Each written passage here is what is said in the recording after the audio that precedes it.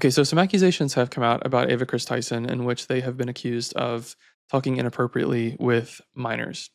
And I just want to say, first of all, that it is so incredibly frustrating and sad and angering that we keep having to have these conversations because this seems to keep happening. It seems like every month now, or even every couple weeks, there is some influencer or celebrity or someone with power who is acting inappropriately around minors.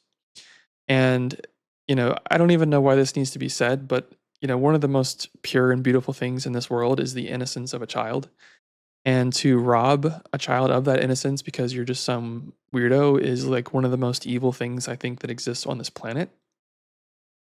And so I hate even making videos like this, but I think it's so important to draw attention to these actions because they are clearly wrong and they need to be called out. So there were some screenshots, some screen recordings that were coming out, and some chatter that began on the internet a couple days ago. And people started to say that Kris Tyson was having some very inappropriate and weird conversations with minors. And, for the sake of this video, because this is a very serious video, I want to make sure that my information is accurate. And so, in fairness, I wanted to point out that one of the most popular tweets that I had seen that was sharing some information has gotten a community note. And this is a big reason why I sort of wait at least 24 hours to make these videos because I want to see what information comes out. And I will share the picture here. There is a community note that says the first video shows today in a message thread supposedly from 2020. And then the second note says if these were old screen recordings, Ava's profile name wouldn't be Ava Kris Tyson since she hadn't announced her transition until 2013. So everything in here I'm kind of disregarding. We're just going to focus on things that I know to be true, tweets that are public, and things that so far have not been discredited and seem to be consistent with the actions that have been going on. So I'm not obviously going to read out the tweets, that Kris has here. I will show them on the screen.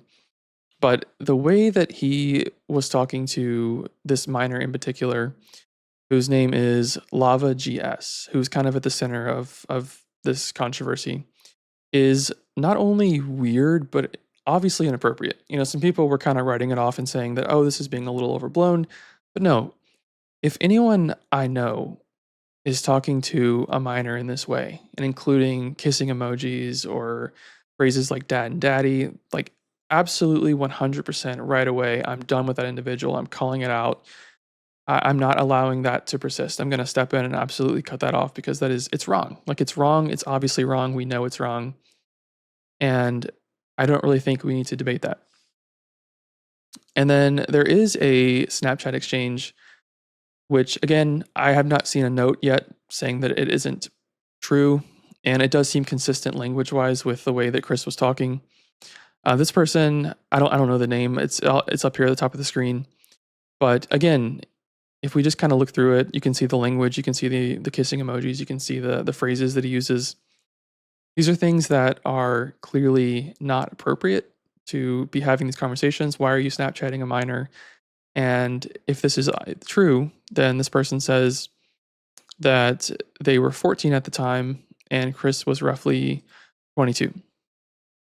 So all this started to sort of roll out, and there were some rabbit holes that you could sort of go down because I was trying to do as much research as I could. And for instance, there's a gentleman named Jake Franklin who used to be a part of MrBeast's team. You probably saw him in a lot of videos. He went by the Viking, or goes by the Viking. And he said that Jimmy knew, which again just kind of added fuel to the fire. And I'm not really going to get into that section of it because I don't have any proof of that. But the reason I'm including it is because Jake obviously worked with MrBeast directly. So I do find that to be a credible claim somewhat just from his perspective. So as all this started to come out, obviously it caused a lot of attention, it caused a lot of stir. But what I think was truly the catalyst in all of this was the fact that a few weeks ago, there was a situation with Dr. Disrespect where he was also involved in accusations involving a minor. And it seemed like the internet was super almost excited to just jump all over Doc, bury him, and make sure his career was over. Really big influencers. And as this information came out about Ava Kris Tyson, it seemed like there was a lot of silence from those exact same influencers. And XQC, who's obviously one of the biggest streamers in the world and has been for years now, actually tweeted and said, I follow mostly only influential creators here, yet most have been silent about the Kris Tyson situation. Pretty deviant behavior across the board. Weirdo, can't wait to read some of the cope justifications on why it wasn't addressed.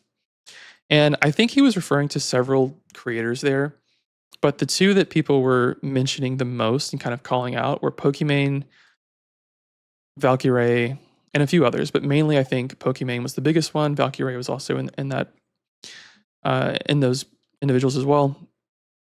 And if we just pull up what their reaction was to Dr. Disrespect just a couple weeks ago, Pokey tweeted yuck, and then Valkyrae tweeted Dr. Disgusting. And so they just immediately came out before we knew all the information.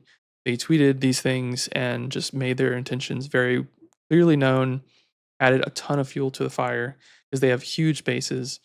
And, they didn't exactly wait for all the information to come out. They just kind of jumped on the situation, as did so many people.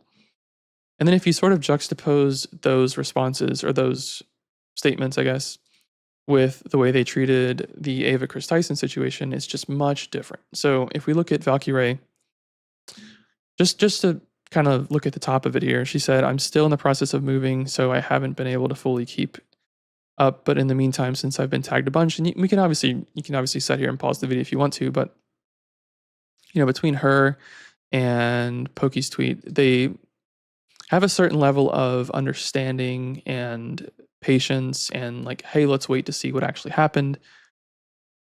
And that caused, again, just a lot of frustration because what it seems like to me and a huge factor within this that I really wanted to talk about is that we live in an age where people are practicing what I call selective outrage.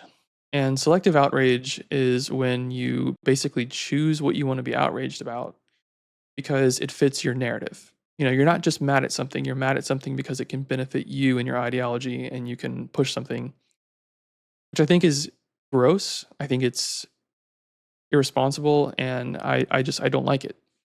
And an example that actually came to mind is, again, just a few weeks ago, it seems like so much has been happening.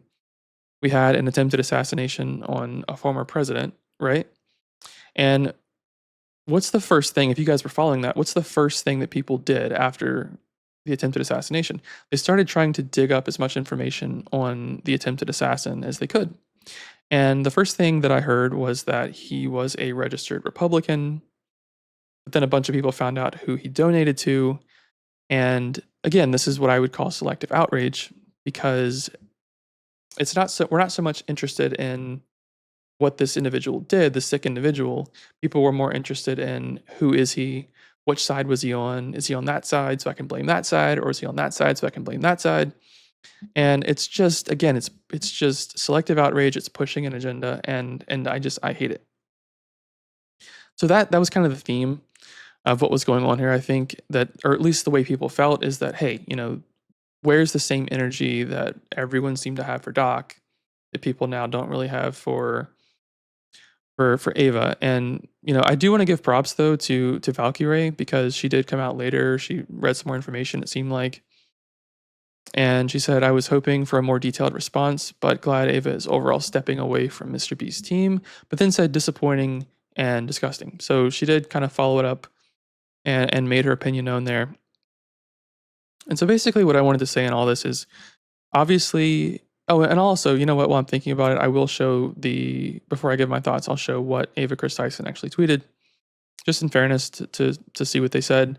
And again, I'm not going to sit here and read through it. You can pause the video if you want, but I'll just read the first tweet here in a thread of a couple tweets. So they said, I would like to apologize for any of my past behavior or comments if it hurt or offended anyone. It was not my intent. Seeing recent events, we've mutually decided it's best I permanently step away from all things MrBeast and social media to focus on my family and mental health. So, MrBeast obviously runs the biggest YouTube channel in the world. And for Ava and MrBeast to kind of come together and mutually decide to part ways, I think pretty clearly shows that there is teeth to this, that where there is smoke, there's fire. And so, again, I feel like I'm going to have to say this again and again and again, but can we please just leave kids alone? Can't believe I have to say it, but can we please just let kids be kids, preserve their innocence? And let's just keep the same energy for people who do things that we find are wrong. Instead of saying, who are they? What's their ideology? How can we use this in an argument? How about we just say, hey, this is wrong. And it's just wrong, right? So I don't know. Let me know what you guys think in the comments. I never want to shy away from a topic. So, I definitely wanted to take this head on, even though I know a lot of creators chose not to. But I want to continue to tackle subjects like this and uncomfortable conversations. And so I appreciate you guys watching, and I'll see you guys in the next video.